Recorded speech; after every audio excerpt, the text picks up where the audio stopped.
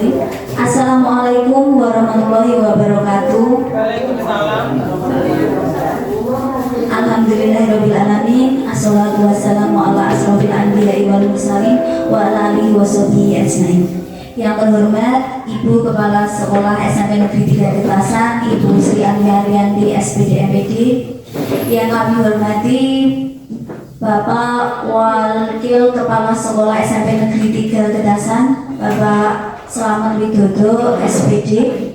Bapak Ibu Guru beserta staf karyawan SMP Negeri 3 Getasan yang kami hormati. Pertama-tama marilah kita panjatkan pujian dan puji syukur kehadirat Allah Subhanahu wa taala atas berkat rahmat, taufik dan hidayahnya sehingga kita dapat berkumpul dalam acara desiminasi aksi nyata membangun budaya positif CDP Angkatan 10 SMP Negeri 3 Getasan bersama saya Jamila Tijana Adi Putri dan rekan saya Justinus Ade Wahyuda. Untuk selanjutnya, marilah sebelum kita melaksanakan presentasi, kita buka acara hari ini dengan membaca basmalah bersama-sama. Bismillahirrahmanirrahim. Terima kasih, semoga bacaan basmalah tadi dapat memperlancar acara kita pada hari ini. Acara selanjutnya yaitu sambutan kepala sekolah kepada Ibu Sri Ariyanti SPD MPD, kami silakan. Bismillahirrahmanirrahim. Assalamualaikum warahmatullahi wabarakatuh. Salam sejahtera untuk kita semuanya, Bapak Ibu. Terima kasih atas kehadiran panjenengan hari ini. Sehat-sehat semuanya, nggih. Berharap hari ini di acara desiminasi membangun budaya positif dari teman kita 2 CGP atas nama Bu Jamila Tijana dan Pak Yuda, semoga nanti berjalan dengan sukses. Bapak Ibu, inilah salah satu fungsi positif dari sekolah yang memiliki calon guru penggerak. Kenapa? Karena di prinsip di guru penggerak itu adalah bergerak dan menggerakkan. Jadi ini yang kami harapkan, terutama dari sekolah, Bapak Ibu. Saya secara pribadi sebagai pimpinan di SMP Negeri 3 Getasan ini mengharapkan penggerak ini bisa menggerakkan kita semuanya dalam segala hal yang berhubungan dengan sekolah, terutama kepada yang khusus, terutama itu adalah ke peserta didik, begitu nih Pak Nggih. Jadi segala sesuatu nanti yang ditularkan dari beliau berdua ini, mari kita respon positif. Kenapa? Karena tidak akan pernah salah apa yang beliau berdua ini ajak untuk kita semuanya. Termasuk seperti ini, ada desiminasi yang menghadirkan panjenengan, itu nanti berfungsi untuk satu, minimal adalah pengalaman kita. Oh, ternyata kemajuan pendidikan di Indonesia itu seperti ini. Apa yang harus kita lakukan seperti ini dan sebagainya, itu semuanya bermuara kepada perbaikan sekolah masing-masing. Bapak Ibu yang kami hormati, sekolah kita memang membutuhkan penggerak-penggerak yang seperti ini. Sudah dimulai dari Pak Yuda dan Bu Jamila Tijana. Tahun depan saya juga berharap ada kesempatan sinten nggih? Iya. Pak Oke sudah nggih, bisa nggih? Bisa maju ya? Ada Pak Oke, Mbak Lucy sudah bisa maju? Bisa juga. Jadi ada kesempatan, banyak sekali kesempatan kepada panjenengan yang muda-muda ini, dan memang wajib ikut asalkan syaratnya sudah terpenuhi. Begitu, jangan pernah jangan pernah menyatakan bahwa jadi guru penggerak itu nanti akan jadi kepala sekolah dan sebagainya. Itu dipikir belakangan Bapak Ibu. Yang penting ada CGP seperti ini yang bisa menggerakkan teman-teman di lingkungan sekolah, itu yang paling utama. Begitu Bapak Ibu, nanti untuk budaya positif dari panjenengan berdua, Pak Bu Jamil dan Pak Yuda, mari kita cermati bersama. Mungkin ini nanti bisa diimplementasikan kita dalam pembelajaran setiap harinya. Begitu, semoga sukses untuk panjenengan berdua sampai terakhir bisa mendapatkan sertifikat guru penggerak, dan selanjutnya semoga di tulisan di atas tulisan Yang Maha Kuasa bahwa panjenengan memang layak untuk menjadi kepala sekolah. Terima kasih dari saya. Semangat untuk panjenengan berdua, semangat juga untuk teman-teman untuk mengikuti diseminasi di hari ini. Saya akhiri, wassalamualaikum warahmatullahi wabarakatuh.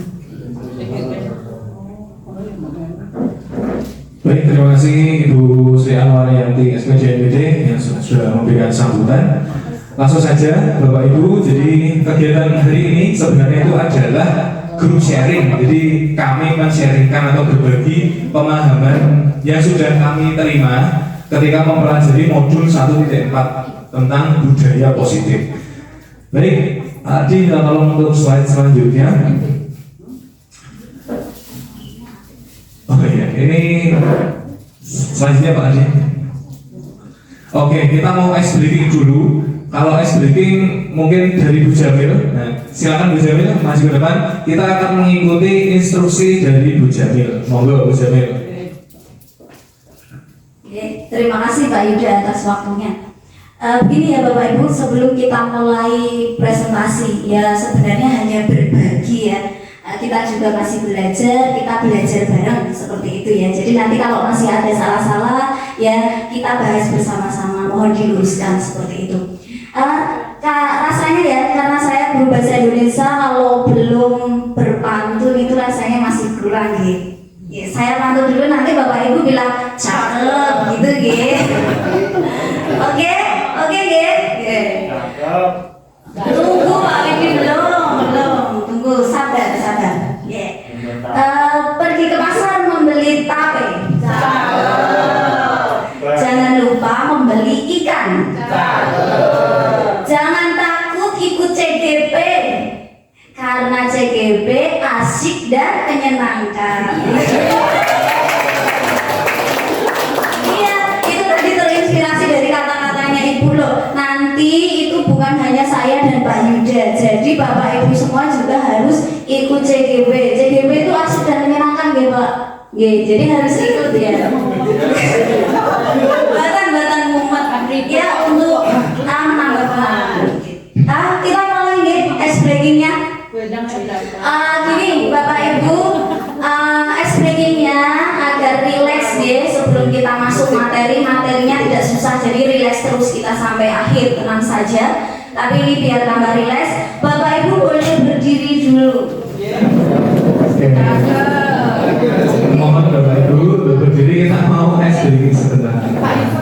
Ya, berdiri, tangan kanan itu di samping, semua tangan di samping, tapi tangan kanan kita mau siap-siap menangkap tangan kiri temannya, jadi tangan kirinya berdiri. Kayaknya dulu agak maju sini kayaknya cukup nah, gitu. Mungkin kita tolong Bapak Ibu maju ke sini biar lebih gampang gitu. Jadi maju sini Pak. Nanti gini aja Pak Widi ke sana, Bu Arum ke sini kita sini.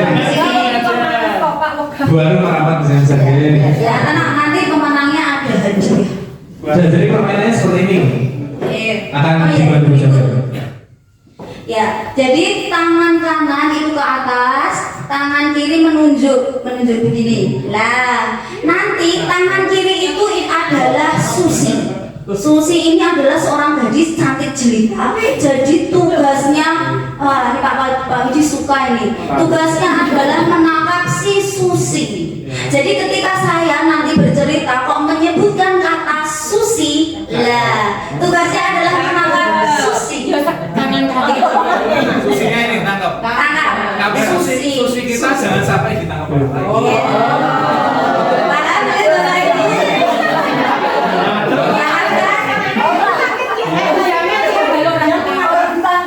Ya harusnya memutar ya Pak. Harusnya muter.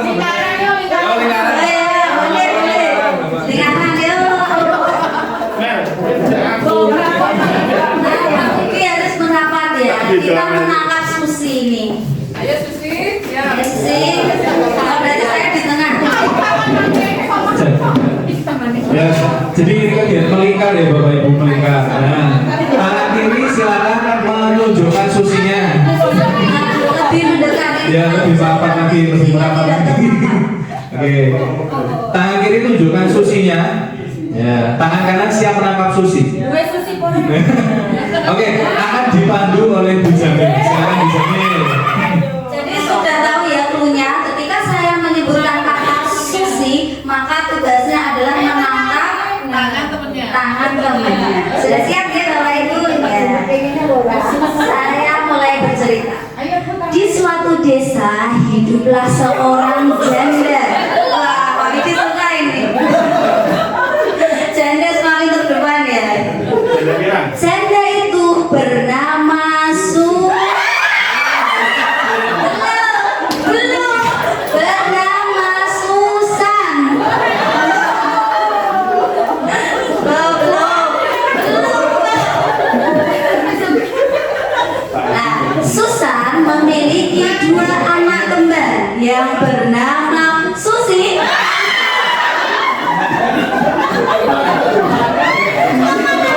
Perlu dieliminasi di Pak Yuda.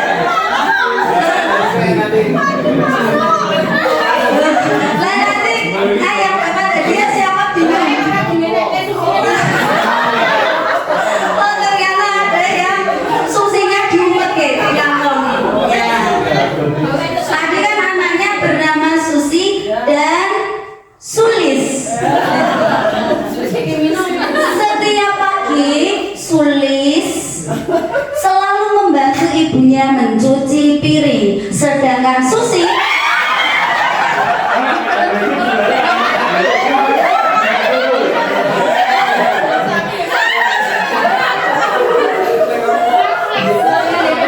sudah jago menangkap Susi ya.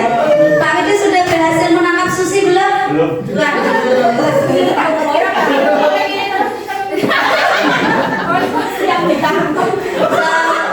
Lanjut tidak Bapak Ibu? Lanjut. Susi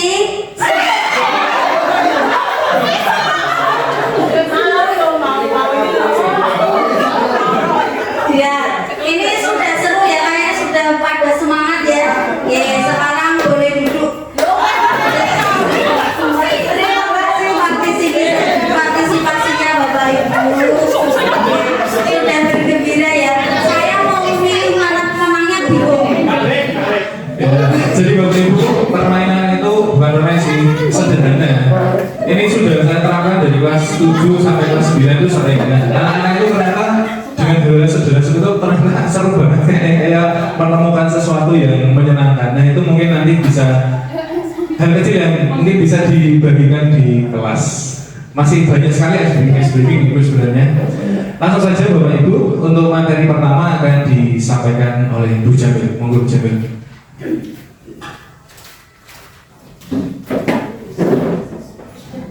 Ya, baik Bapak Ibu, kita mulai ya. Ini kami akan menyampaikan tentang budaya positif di sekolah. Ini dimulai dari konsep inti budaya positif, itu ada 6 tapi bisa dipecah lagi menjadi 8. Yang pertama perubahan paradigma belajar, yang kedua disiplin positif, ketiga nilai-nilai kebajikan, keempat kebutuhan dasar manusia, yang kelima motivasi perilaku manusia, keenam posisi kontrol guru, ketujuh keyakinan kelas, dan kedelapan segitiga restitusi. Nanti saya akan menjelaskan 4 topik, sedangkan yang 4 topik lagi akan dijelaskan oleh Pak Yuda. Next Pak. Ini dari pembelajaran dengan paradigma baru. Jadi pembelajaran paradigma baru itu adalah pembelajaran yang mengarahkan anak untuk ini profil pelajar Pancasila ya Bapak Ibu. Masih ingat profil pelajar Pancasila itu ada berapa? Ada berapa? Ada? Ini sudah ada belut-belutnya. Iya, ada 6. Bisa menyebutkan? Tolong disebutkan dulu sih.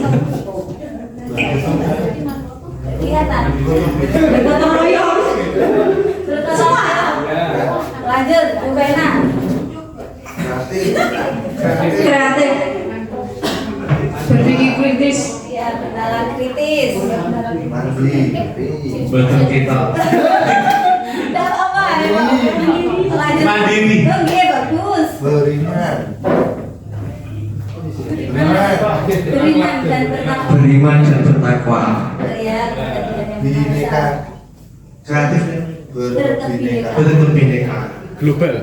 Ya, tepuk tangan untuk teman-teman kita semua. Ternyata sudah di luar kepala ya. 6 profil pelajar Pancasila itu sudah easy, sudah di luar kepala semua, gampang sekali. Next saja Pak Ardi. Easy.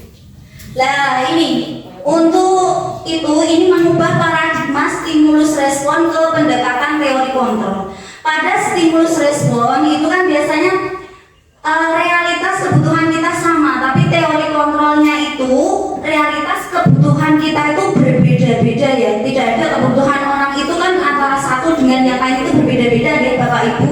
Ya tidak. Demikian juga dengan kebutuhan murid. Kebutuhan murid itu juga beda-beda. Antara anak satu dengan anak yang lain itu kebutuhannya berbeda-beda. Jadi kita harus menyesuaikan. Terus semua orang melihat hal yang sama ini salah. Yang benar itu setiap orang memiliki gambaran yang berbeda-beda. Jadi kita harus menghargai. Belum tentu yang kita lihat itu benar. Belum tentu kita yang melihatnya itu salah, belum tentu orang lain itu juga melihat salah seperti itu. Karena kita itu melihat dari sudut pandang yang berbeda-beda. Seperti angka, Bapak Ibu pernah lihat tidak meme yang orang antara 2 orang berdiri terus di depannya itu ada gambar 6, angka 6 ya. Dia di sini si A melihatnya mungkin angka 9. Ya betul, tapi si B melihatnya angka 6 itu juga betul seperti itu. Ini bisa dibaca-baca lebih lanjut. Next Pak. Ini slide selanjutnya akan dijelaskan oleh Pak Ida. Monggo Pak Ida. Baik, terima kasih Bu Jamil. Jadi langsung saja Bapak Ibu. Nah, terkait dengan budaya disiplin itu ini memang menjadi pembahasan yang sangat menarik dan mesti akan sangat banyak pendapat dari Bapak Ibu guru ketika kita berbicara tentang disiplin. Nah, di sini di modul 1.4 ini tentang budaya positif itu budaya positif itu akan diawali dari disiplin diri atau disiplin positif. Nah, ketika mendengar kata disiplin, apa yang terbayangkan di benak kita atau apa yang terlintas di pikiran kita itu biasanya kaitannya dengan apa? Apa Bu Eda? Menaati aturan. Mungkin ada lagi tepat waktu. Ada lagi Bapak Ibu?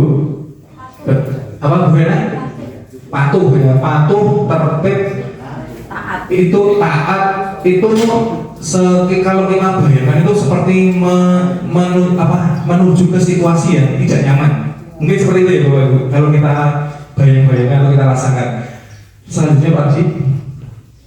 Nah, kata disiplin ini betul ya disampaikan Bapak Ibu tadi. Itu dihubungkan dengan tertib, teratur, patuh pada peraturan, dan juga dihubungkan dengan apa biasanya Bapak Ibu kalau melanggar hukuman. Nah, dalam budaya kita disiplin itu dimaknai menjadi sesuatu yang dilakukan seseorang untuk mendapat kepatuhan dan juga cenderung menimbulkan ketidaknyamanan dalam bayang-bayang biasanya seperti itu. Next Pak Haji. Nah, ini saya kutip dari Ki Hajar Dewantara, jadi bukan menurut pendapat saya. Jadi KHD atau Ki Hajar Dewantara itu menyatakan bahwa di mana ada kemerdekaan berarti di situ harus ada disiplin yang kuat. Jadi orang yang merdeka, orang yang bebas itu berarti dia itu bisa mengendalikan dirinya sendiri atau ini harus ada disiplin yang kuat. Ini dikutip dari pemikiran konsepsi keteladanan sikap merdeka. Cetakan kelima tahun 2013 halaman 470. Ki Hajar kemudian berpendapat bahwa dalam konteks pendidikan ketika menciptakan murid yang merdeka, utamanya itu harus ada disiplin yang kuat. Nah, disiplin yang kuat di sini itu adalah yang dimaksud adalah disiplin dirinya yang memiliki motivasi intrinsik atau motivasi dari diri sendiri. Nah, itu kan yang menjadi tantangan kita, bagaimana menumbuhkan motivasi internal atau motivasi intrinsik dari seorang murid. Selanjutnya Pak Haji.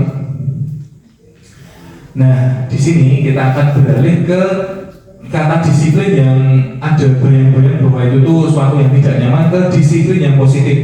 Disiplin positif itu adalah disiplin yang berarti bertanggung jawab terhadap apa yang dilakukan, murid-murid lakukan, dan menjunjung nilai-nilai kebajikan. Nah, nilai-nilai kebajikan itu sudah tertera kalau dalam lingkup kurikulum kita itu adalah nilai-nilai dari profil pelajar Pancasila. Tujuan dari pendidikan kita itu sudah diarahkan menuju ke perwujudan nilai-nilai kebajikan profil pelajar Pancasila. Nah, tujuan disiplin positif di sini adalah menumbuhkan motivasi dari seorang murid menjadi orang yang diinginkan dan dia menghargai dirinya sendiri sesuai nilai-nilai yang dia percaya. Seperti itu. Lanjut Pak Adi. Nah, kemudian bagaimana peran guru, peran kita dalam penerapan disiplin positif? Nah, kita akan membawa anak-anak yang memiliki disiplin diri ini sehingga dia berperilaku menurut nilai-nilai kebajikan dan dia memiliki motivasi dari dalam dirinya sendiri dalam setiap tindak laku, tingkah lakunya. Seperti itu. Lanjut Pak Adi. Dan nilai-nilai kebajikan itu apa saja? Hal ini akan disampaikan oleh Bu Jamil. Monggo Bu Jamil. Oke, terima kasih Pak Yuda. Untuk nilai-nilai kebajikan sendiri itu diartikan nilai yang disepakati bersama lepas dari suku bangsa, agama, bahasa maupun latar belakangnya. Gitu ya kalau pengertiannya. Nah, contohnya apa? Ini contohnya kalau dari profil pelajar Pancasila itu berarti ya yang 6 tadi ya yang sudah disebutkan Bapak Ibu, ya dari pertama beriman dan bertawakal pada Tuhan sampai yang terakhir bernawar kritis. Terus dari ini Ibu Primary Years program itu ada toleransi, rasa hormat, mandiri, disebutkan lagi. Terus dari life skill itu dapat dipercaya, lurus hati dan sebagainya. Next Pak, namanya nilai kebajikan berarti yang nilai-nilai yang positif seperti itu. Nah, ini ada kebutuhan dasar manusia. Setiap orang itu, setiap manusia itu pasti punya kebutuhan dasar yang harus dipenuhi ya Bapak Ibu. Itu ada apa saja? Ada 6 ya. Tolong Pak Adi.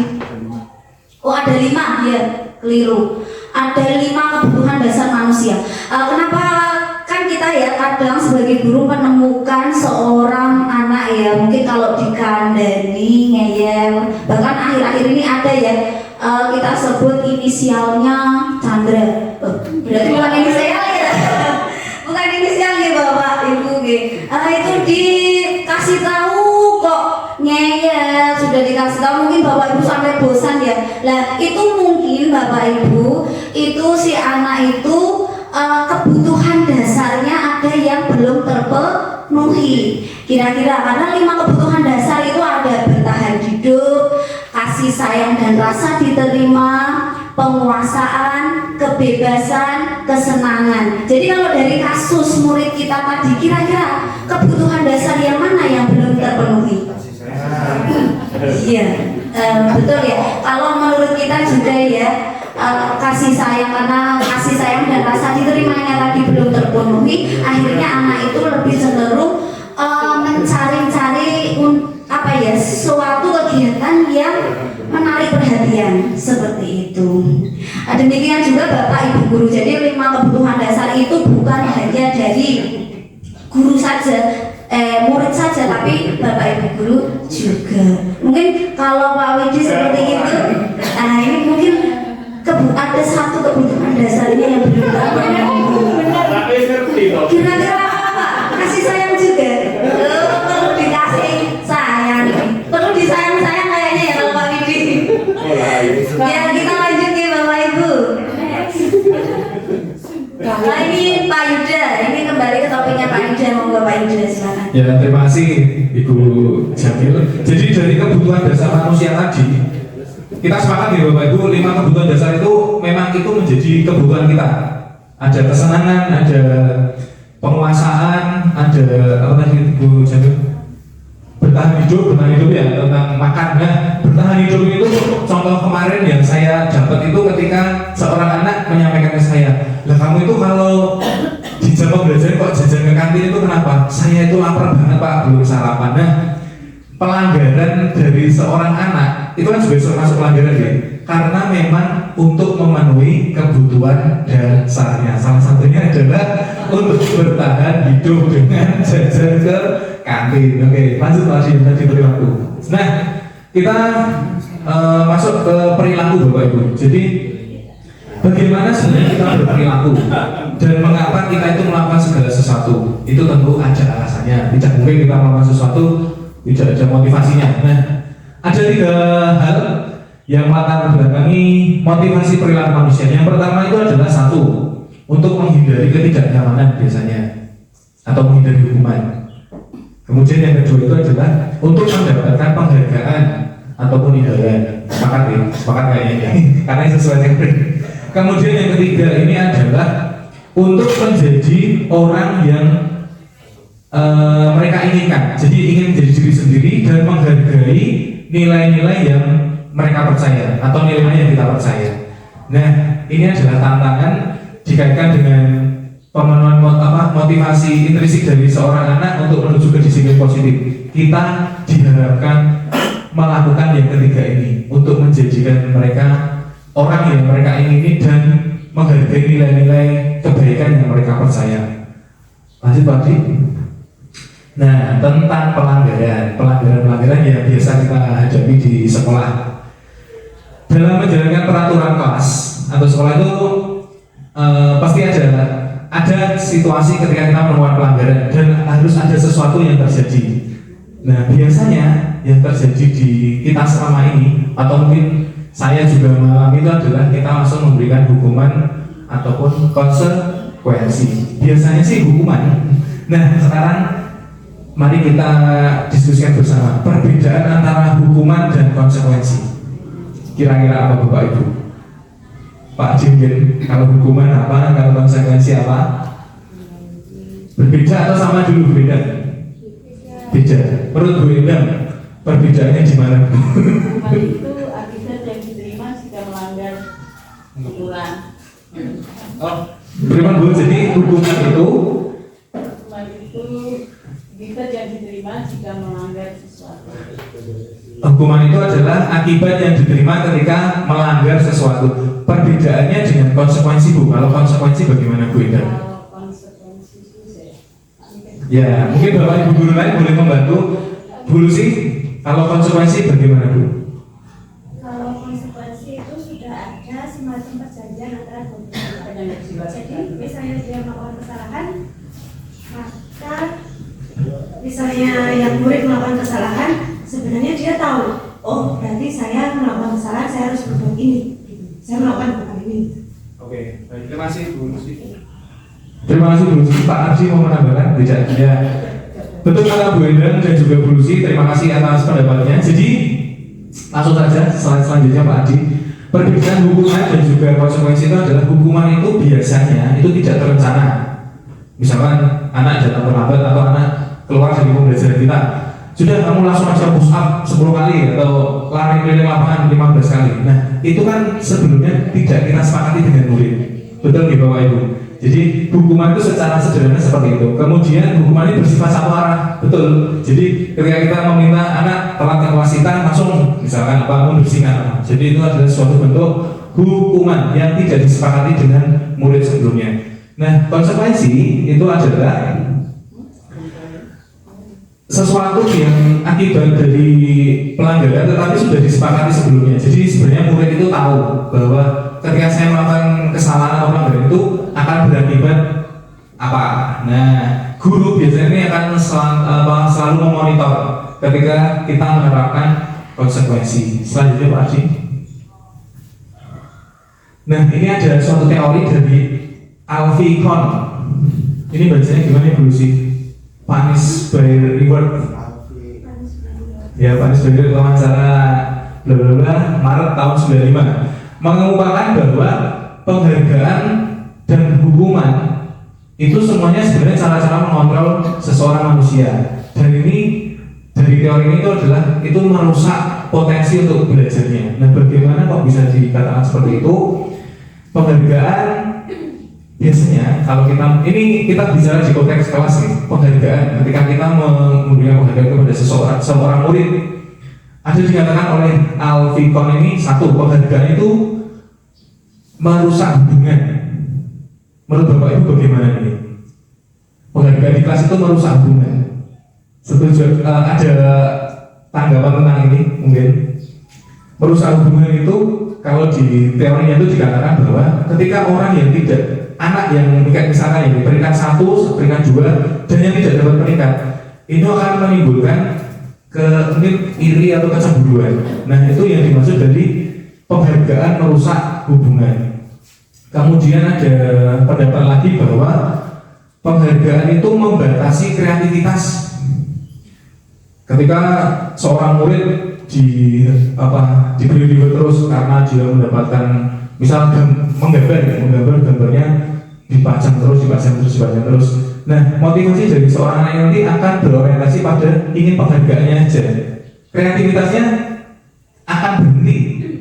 Jadi tidak seperti ketika dia berkreasi dari keinginan sendirinya.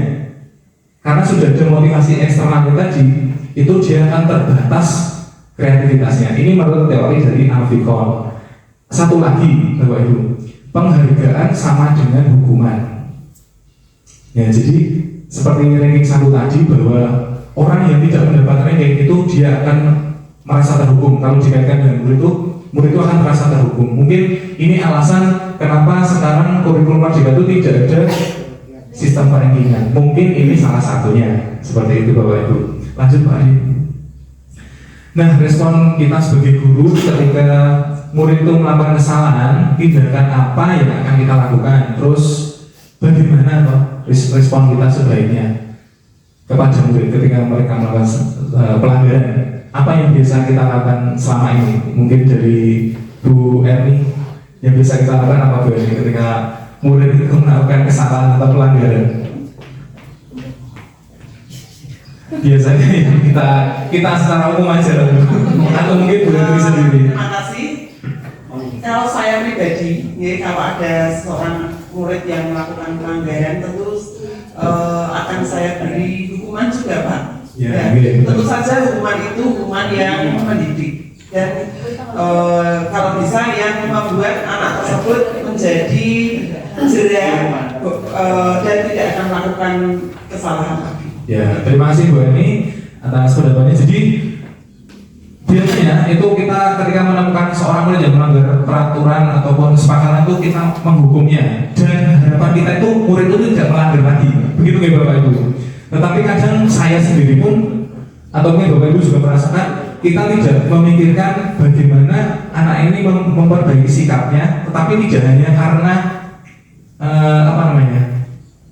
jangan sampai melanggar lagi, tetapi benar-benar timbul bahwa oh ini tidak boleh dilakukan karena ini melanggar suatu nilai kebajikan tadi yang dijunjungi oleh semua manusia seperti itu. Kemudian lanjut Pak Haji. Nah, Bapak Ibu, jadi setelah ada beberapa hal yang disampaikan bagaimana menghadapi situasi dari pelanggaran ataupun kesalahan anak, biasanya kita akan memberikan hukuman. Kalau kita memahami peraturan sekolah, mungkin kita akan memberikan konsekuensi sesuai peraturan sekolah. Nah, di sini akan diperkenalkan yang namanya restitusi. Jadi mungkin kita hampir belum pernah melakukan, mungkin kebanyakan dari kita ya Bapak Ibu. Restitusi tersebut adalah sebuah pendekatan, berarti cara kita untuk menciptakan disiplin yang positif. Jadi restitusi ini adalah proses untuk menciptakan kondisi bagi murid untuk memperbaiki kesalahan mereka, sehingga mereka kembali kepada kelompok mereka atau kembali ke komunitasnya dengan karakter yang lebih kuat. Selanjutnya Pak Haji. Di sini itu terjadi proses kolaborasi yang mengajarkan murid untuk mencari solusi atas permasalahan mereka dan membantu mereka murid untuk berpikir tentang menjadi orang yang seperti apa yang mereka inginkan dan bagaimana mereka harus memperlakukan orang lain. Itu dari Charles Gossen tahun 96. Lanjut Pak Haji. Nah, melalui pendekatan restitusi ini, ketika murid berbuat salah itu, guru akan menanggapi dengan mengajak murid berefleksi. Nah, ini yang masih mungkin saya jarang lakukan, atau mungkin Bapak Ibu juga rasakan itu, merefleksikan diri, merefleksikan setiap tindakan kita tentang apa yang mereka lakukan dan memperbaiki kesalahan, sehingga mereka akan menjadi anak-anak yang lebih baik dan menghargai dirinya. Jadi tidak kembali jatuh ke kesalahan yang sama. Selanjutnya Pak Haji, dalam restitusi murid belajar untuk mengubah kebiasaan dan kecenderungan mengomentari orang lain kepada mengomentari diri sendiri. Menurut Dr. William Glasser menyatakan bahwa ini mungkin bisa dikuat sini ya. Orang yang bahagia akan mengevaluasi diri sendiri. Orang yang tidak bahagia akan mengevaluasi orang lain. Nah, ini sebenarnya adalah refleksi diri ya. Ini dari Dr. William Glasser ya Bapak Ibu, bukan dari saya. Jadi ini sebenarnya kata-kata maksudnya adalah refleksi. Jadi orang yang bahagia itu akan mengevaluasi diri sendiri karena ingin memperbaiki dirinya. Orang yang tidak bahagia akan mengevaluasi orang lain. Selanjutnya Pak Hadi. Nah, bagaimana kita akan memposisikan diri kita ketika menghadapi seorang murid ketika melakukan kesalahan akan disampaikan oleh Bu Jamil. Monggo Bu Jamil. Terima kasih Pak Yudin. Menarik sekali ya tadi kata-kata dari restitusi tadi. Orang yang bahagia akan mengevaluasi dirinya sendiri, sedangkan orang yang tidak bahagia akan mengevaluasi orang lain, seperti itu. Ini ada 5 posisi kontrol guru. Dan nanti kita akan belajar kira-kira saya itu di posisi yang mana ya, gitu ya. 5 posisi kontrol guru itu ada penghukum. Apakah kita seorang penghukum? Ada membuat merasa bersalah. Jadi apakah kita sukanya kamu itu salah gitu, membuat merasa bersalah? Apakah posisi kita sebagai teman, pemantau, dan manajer? Slide selanjutnya Pak Ardi. Nah, ini contoh penerapan 5 posisi kontrol guru. Ini kasusnya adalah siswa tidak memakai atribut lengkap saat upacara bendera. Nah, kalau sebagai penghukum itu langsung dikasih hukuman. Ya, hormat pada bendera saja, panas-panasan. Nah, itu adalah guru yang di posisi penghukum. Jadi langsung menghukum, tidak menanyakan alasan, pokoknya tidak mau tahu kamu tidak bawa atribut, ya silakan hormat 1 jam seperti itu. Itu adalah guru penghukum.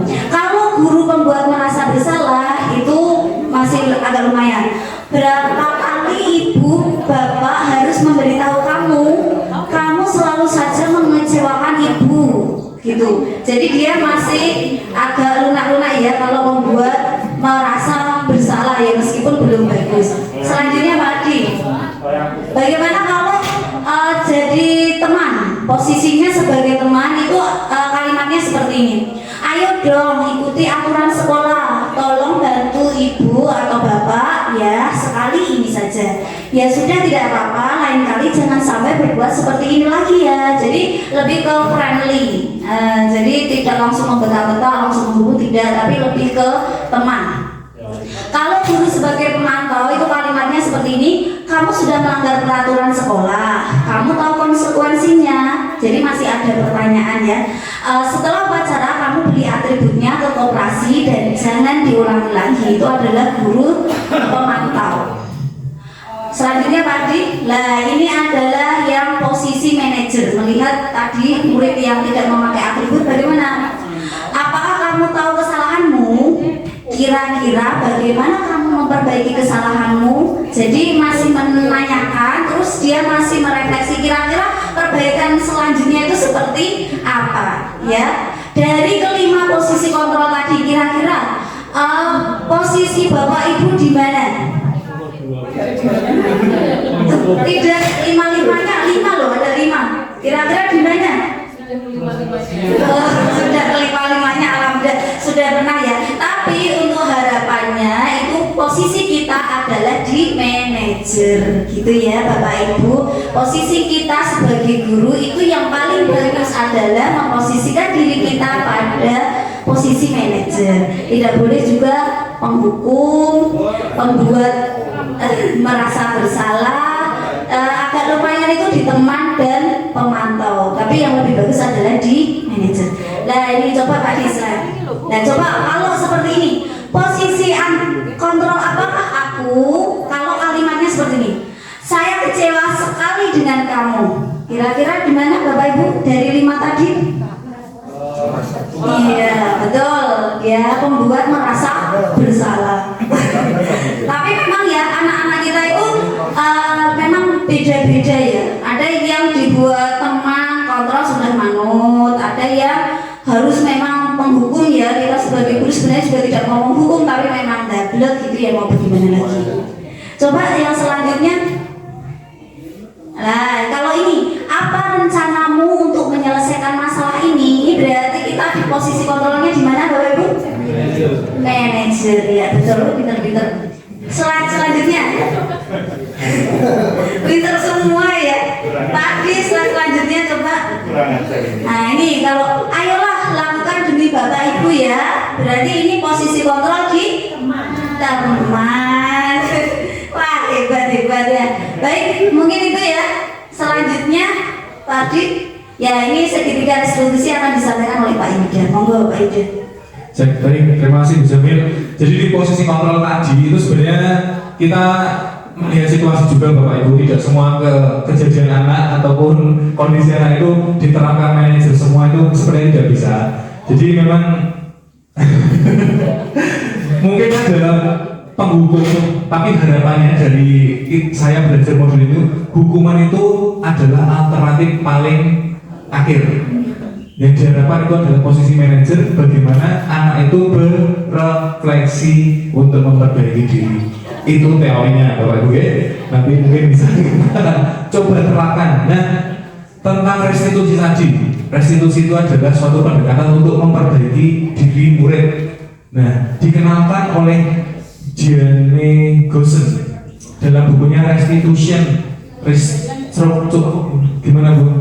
Instructing School Discipline 2001, merancang sebuah tahapan untuk menyiapkan anak melakukan restitusi dengan pendekatan yang positif, dinamakan segitiga restitusi. Nah, selanjutnya Pak Haji. Selanjutnya dulu Pak Haji, biar tahu gambarnya. Nah, ini yang disampaikan oleh Gus tadi tentang segitiga restitusi Bapak Ibu. Jadi ada 3 sisi. Sisi yang pertama itu adalah sisi yang dinamakan menstabilkan identitas atau apa ini? Yang menstabilkan identitas. Kemudian sisi yang kedua yang naik di sebelah kiri itu adalah memvalidasi tindakan anak yang salah. Kemudian yang sisi ketiga itu adalah menanyakan keyakinan dia, apa yang seharusnya terjadi atau apa yang dia percaya. Nah, ada beberapa kata yang atau hal yang bisa kita tanyakan ke siswa ketika menghadapi pelanggaran dari siswa dan kita tidak menerapkan segitiga restitusi. Yang pertama itu adalah menstabilkan identitas. Contohnya misalkan saya kemarin menerapkan mencoba tapi juga rada aneh. Tapi coba saya terapkan bagaimana ketika seorang anak terlambat dalam pembelajaran penyelesaian di lapangan. Nah, di sini tuh ada kata-kata di sini, setiap orang pasti pernah melakukan kesalahan. Nah, kemudian kamu bukan satu-satunya yang pernah melakukan kesalahan ini. Nah, kemarin nanti aja lanjut. Kemudian kalimat yang selanjutnya itu ketika memvalidasi tindakan itu adalah ada kalimat atau pertanyaan yang bisa disampaikan ke siswa seperti ini. Kamu tentu punya alasan mengapa kamu melakukan itu. Nah, ada lagi, adakah cara yang lebih efektif untuk kamu mendapatkan apa yang kamu butuhkan? Nah, itu suatu pertanyaan-pertanyaan untuk memvalidasi tindakan salah mereka. Kemudian yang selanjutnya adalah menanyakan keyakinan mereka. Hal yang bisa ditanyakan kepada murid itu contohnya seperti ini. Keyakinan apa atau kesepakatan apa yang sudah kita setujui bersama atau yang telah kita sepakati. Kemudian kamu itu ingin menjadi orang yang seperti apa sebenarnya. Nah, itu yang bisa kita tanyakan. Nah, kembali ke saya mencoba menerapkan itu, walaupun memang saya rasa memang belum maksimal, itu ketika seorang anak terlambat. Jadi di sana saya tanyakan, oke, Nang, memang terlambat itu saya juga pernah mengalami, dan Saya yakin ini kan juga ada alasannya, maksudnya kamu menghadapi situasi yang memang kamu mengharuskan di saat itu terlambat. Kemudian saya mau validasinya dengan pertanyaan, kira-kira alasanmu terlambat itu seperti apa? Kenapa ada alasan yang ingin kamu sampaikan? Nah, anak itu juga bercerita, kemudian alasannya seperti ini Pak. Nah, kemudian sebenarnya menurut kamu terlambat itu lebih baik atau tidak? Nah, anak itu menjawab kurang baik Pak. Nah, apa yang kamu yakini tentang orang yang terlambat? Orang terlambat itu kan tidak baik. Nah, hal baik apa yang kamu yakini dari keterlambatan itu? Ya, dari keterlambatan sebenarnya kita belajar bahwa itu tidak baik, dan kita dan saya itu harus menjadi orang yang disiplin, bisa memanajemen waktu, dan saya tidak tersering terlambat kembali. Itu yang sudah coba saya lakukan walaupun memang belum maksimal. Lanjut Pak Adi. Nah, Bapak Ibu, ini kita sampai ke keyakinan kelas. Sebentar Bapak Ibu.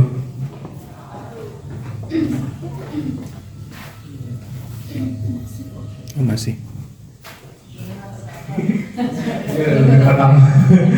Nah, Bapak Ibu, ini akan menyampaikan tentang salah satu, jadi inti-inti dari disiplin positif sudah disampaikan dari awal dari Bu Jamil, yaitu perubahan paradigma kita dari stimulus respon. Jadi apa yang kita lakukan itu mengakibatkan apa kepada apa Bu tadi? Kita harus mengamati murid-murid itu dari cara pandang yang tidak sama, karena memang mereka memiliki karakteristik yang berbeda. Nah, di sini setelah paradigma ada posisi kontrol, kemudian motivasi seorang berperilaku, kemudian nilai-nilai kebajikan, terus disiplin positif. Itu adalah poin-poin inti dalam mencoba untuk membangun budaya positif. Nah, salah satu poinnya di sini adalah keyakinan kelas ataupun kesepakatan kelas. Dari Bapak Ibu kemarin saya sharing itu sudah dicoba, dari Bu Lucy sudah mencoba menerapkannya, Pak Wage juga sudah mencoba. Nanti mungkin di akhir akan berbagi bagaimana pengalamannya tentang mencoba melakukan pembentukan keyakinan kelas atau kesepakatan kelas. Lanjut Pak Di. Bapak Ibu, keyakinan itu sebenarnya apa toh? Mengapa, ini ada pertanyaan Bapak Ibu, mengapa kita memiliki peraturan tentang penggunaan helm ketika berkendara? Kenapa Bapak Ibu? Mudah ada jawabannya. Kemungkinan jawaban kita itu adalah untuk menjaga keselamatan. Nah, keselamatan inilah yang dinamakan nilai kebajikan ataupun nilai-nilai yang akan kita hargai. Nah, secara tersirat ini sudah diakui oleh semua orang bahwa keselamatan itu adalah nilai yang baik. Contohnya ketika penerapan di ini penggunaan helm ketika dalam berkendara. Selanjutnya Pak Adi. Nah, di sini ditekankan Bapak Ibu bahwa menekankan keyakinan atau nilai-nilai baik kepada seseorang itu akan lebih memotivasi seseorang untuk bergerak atau melakukan suatu tindakan. Nah, seseorang akan bergerak dan bersemangat menjalankan keyakinannya daripada hanya mengikuti peraturan-peraturan yang mungkin kita tempelkan di ruang kelas ataupun yang sudah kita buat dari satu arah gitu, tidak tanpa kesepakatan dengan murid-murid. Selanjutnya Pak Adi. Nah, di sini Bapak Ibu, jadi untuk pembentukan keyakinan kelas atau kesepakatan kelas itu ada 7 hal yang bisa kita mulai lakukan. Yang pertama itu adalah curah pendapat tentang peraturan yang perlu disepakati di kelas. Ini nanti bisa diterapkan Bapak Ibu di kelas dengan menampung pendapat-pendapat dari beberapa semua anak di sekelas. Jadi kemarin dulu saya coba ketika anak menuliskan, jadi ketika pembelajaran kejas ya ini, itu mereka menyampaikan pendapat-pendapatnya. Kemudian mencatat masukan dari para murid tadi, ya, pendapat dari murid tadi. Kemudian menyusun keyakinan mas dalam kalimat positif Bapak Ibu. Ternyata kita selama ini mungkin kalau mengamati peraturan sekolah itu banyak jangan, tidak, dilarang. Itu kalau menurut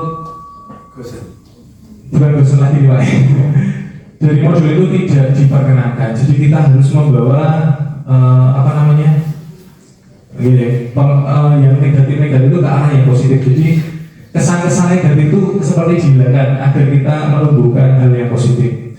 Kemudian menemukan nilai kebajikan atau nilai kebaikan seperti tadi yang keselamatan tadi ya, atau keyakinan yang dituju dari peraturan tersebut. Kemudian meninjau ulang secara bersama-sama dan menyetujuinya dengan memberikan tanda kesepakatan. Kalau kemarin bisa dengan tanda tangan bersama, kita bertanda tangan. Dan menempatkan poster atau catatan keyakinan kelas itu di tempat yang sudah diperhatikan, misal di depan kelas atau di sebelah itu, seperti itu. Baik, selanjutnya Pak Haji.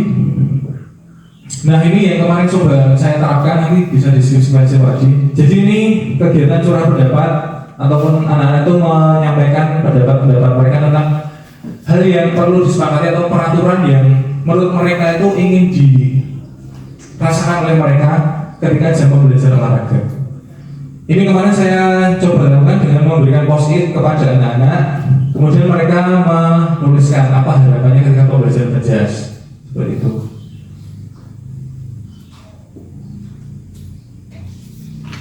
Next aja Pak, kita ada seperti ini ya Pak. Ya no, videonya di sini. Oh, bahasa aja. Oh nggak bisa ya. Saya bukakan video aja.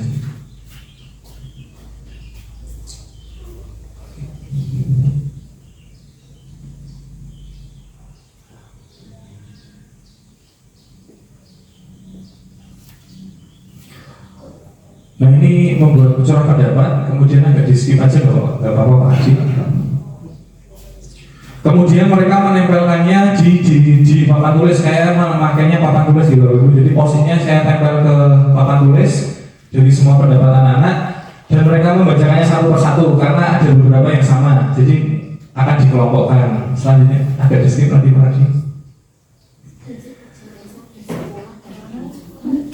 Nah, di sini itu ada beberapa hal yang disampaikan anak. Yang pertama itu adalah bahwa dalam pembelajaran berjas itu ketika memakai alat harus dikembalikan, atau ketika mengambil alat itu harus bertanggung jawab, harus mengembalikannya, harus menjaga alat-alatnya.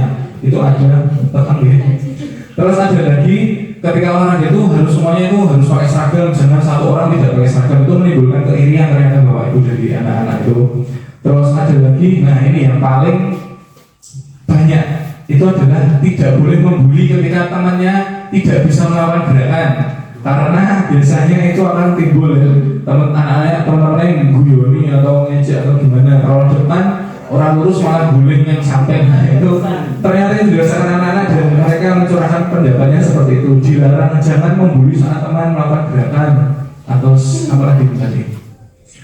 Nah dari hal itu diharapkan poin-poin dari keyakinan kelas itu tidak terlalu banyak Bapak Ibu. Jadi disarankan itu 3-7 poin. Nah jadi banyak pendapat tadi akhirnya dari anak-anak memunculkan pendapat bahwa satu, ketika pembelajaran olahraga itu kita saling menghormati. Menghormati dalam artian ya tidak membuli tadi ya. Terus menghormati ketika datang itu jangan terlambat, teman-temannya sudah nunggu di lapangan, mereka baru datang, jalan santai-santai. Nah itu juga disepakati bersama. Kemudian yang kedua itu adalah saling menghargai.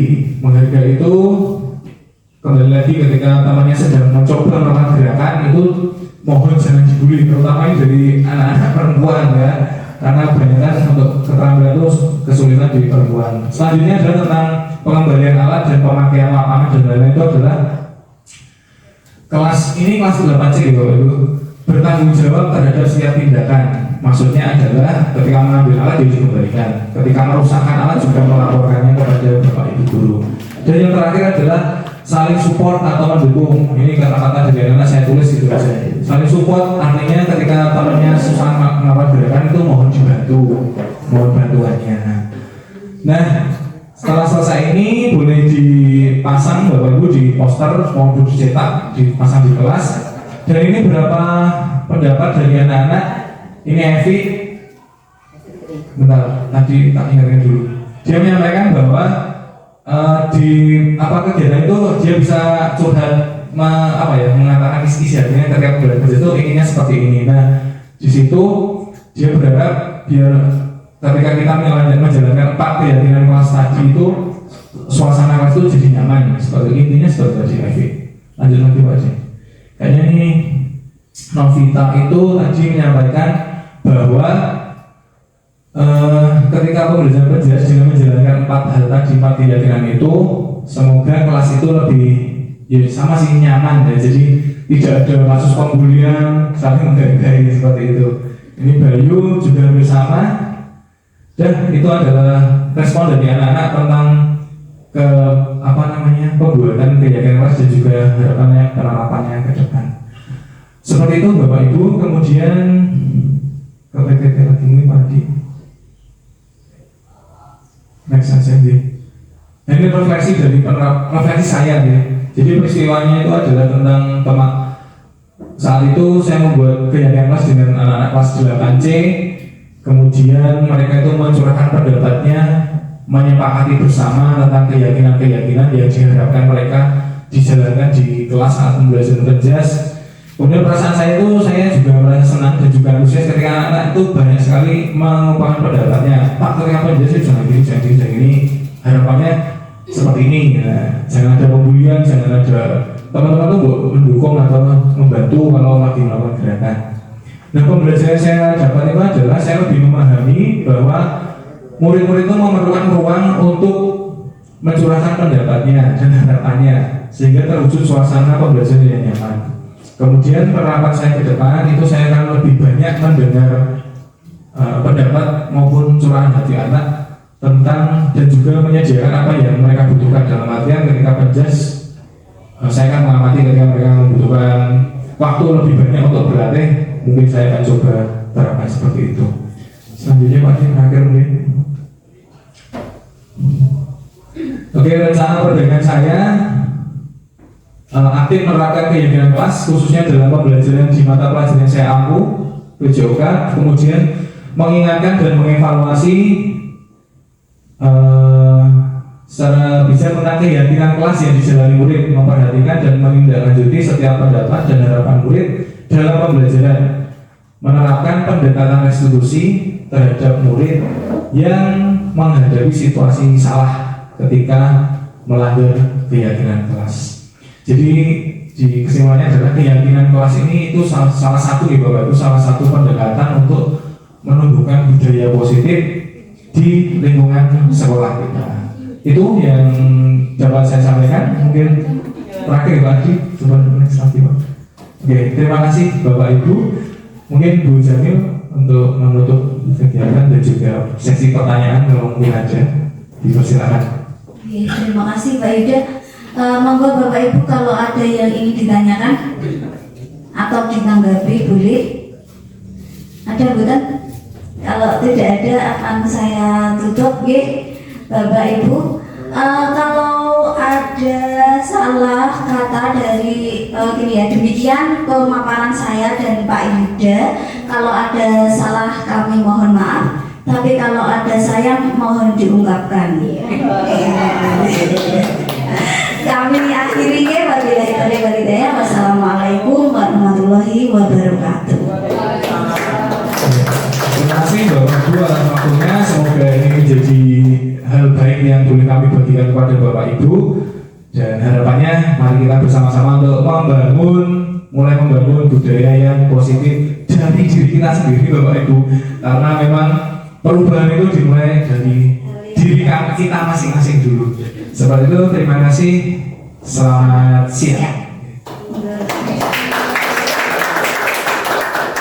Ini sekaligus mewakili Kombel 2 nih. Jadi minggu depan saya Dan Kombel 4 Bapak Ibu Kombel 4 usul. Jadi minggu depan adalah jatahnya Kombel 3. Monggo. Untuk waktu dari ibu kepala sekolah mohon ditentukan dari kelompok 3.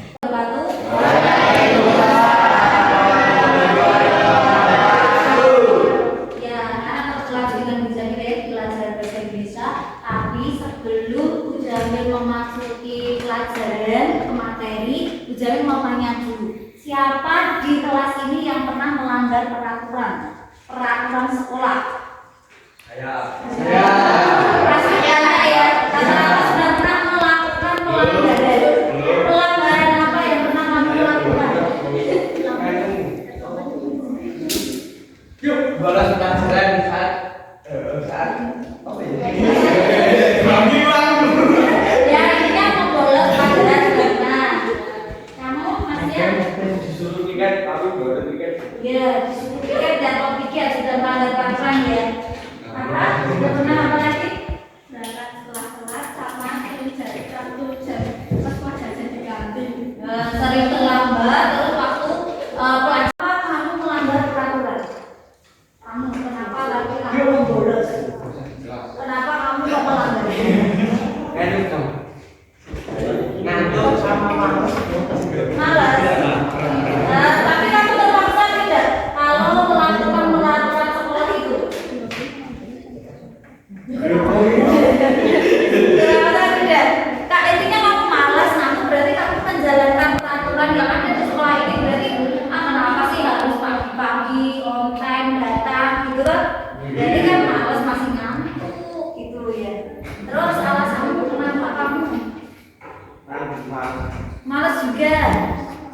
Kalau jajan di kantin paling ngumpet lapar. Oh, jadi tidak sesuai dengan dirimu, istirahatnya masih lama gitu ya. Jadi akhirnya kamu melanggar peraturan. Buat keyakinan kelas. Keyakinan kelas itu tentunya sesuai dengan nilai-nilai kebajikan. Nilai-nilai kebajikan itu apa sih?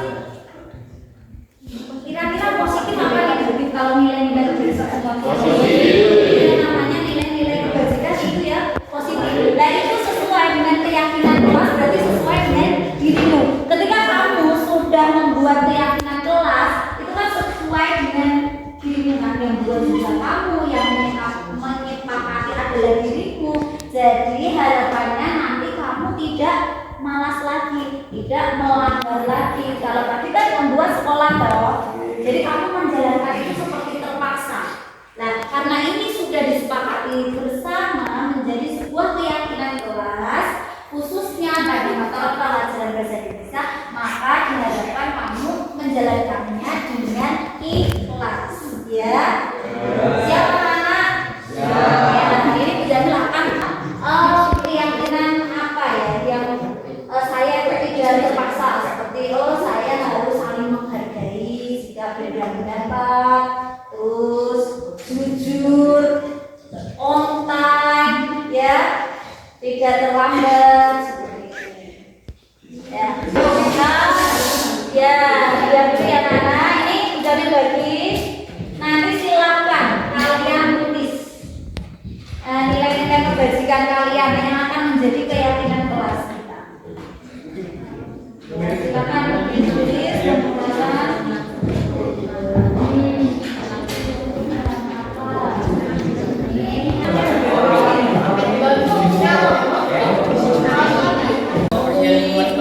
Iya, lingkungan kelas terutama.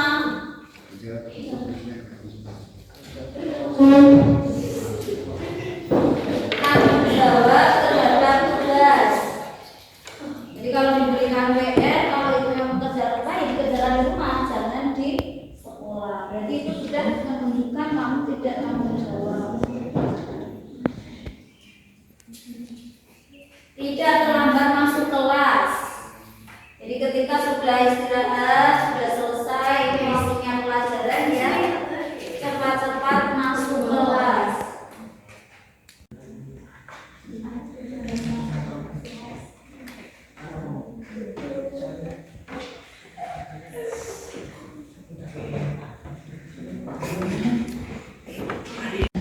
Sudah selesai kan? Apa yang telah kalian tuliskan? Silakan ditempel di depan, mulai dari garis di sini. Untuk ditempel di surat pendapat. Jadi di sini ada pendapat kalian. Baru nanti kita saling kita tempelkan.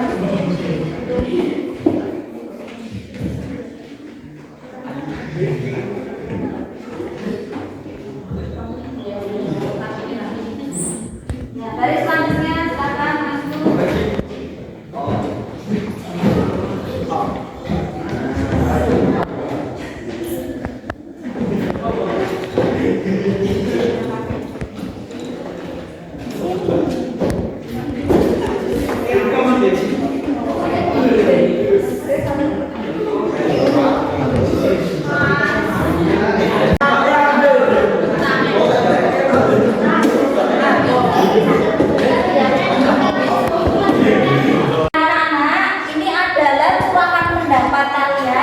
sudah kalian tempelkan.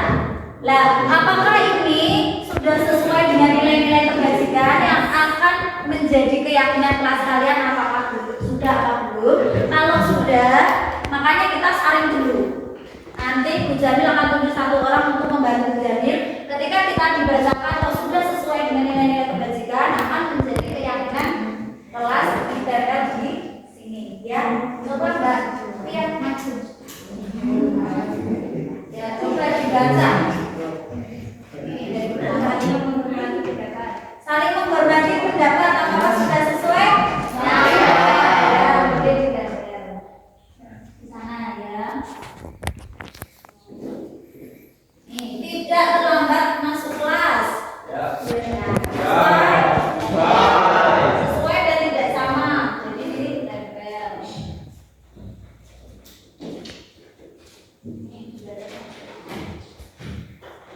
Tidak boleh berbicara kotor saat ada di sekolah. Sesuai anak-anak? Boleh ditempel. Ini tujuannya sudah dibantu oleh Mbak Tian untuk menempel keyakinan kelas yang sudah kalian sepakati. Kalau ini sama ya, makanya sudah ditempel semua. Ya, sebenarnya dulu silakan Mbak Tian. Beri tepuk tangan Mbak Tian.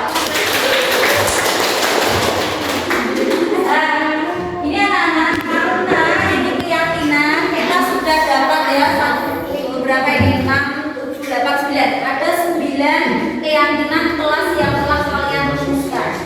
Karena ini yang membuat kalian, makanya kalian harus ikhlas menjalankannya. Siap menjalankannya? Siap. Terpaksa tidak? Tidak. Ya, kalian harus bertanggung jawab untuk menjalankannya. Kalau memang kalian siap, sudah ini menjadi keyakinan kelas kalian, maka ini ada tanda kesepakatan dengan membuka tanda tangan seluruh kelas. Silakan maju. Ya.